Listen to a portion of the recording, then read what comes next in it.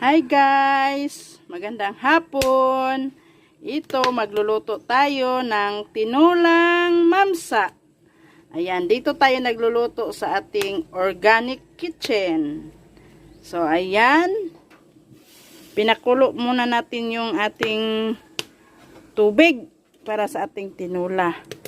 At saka, ready na yung ating kanin. Ayan. So, ngayon, saktong-sakto, kumulo na yung tubig. Ilagay na natin ang ating luya. Tapos, tanglad. Tapos, kamatis na malalaki. At saka, sibuyas bombay. Ayan. Tapos, kukulo yan. Ilagay na natin ang ating isda. So, ngayon, ilalagay na natin ang ating isda.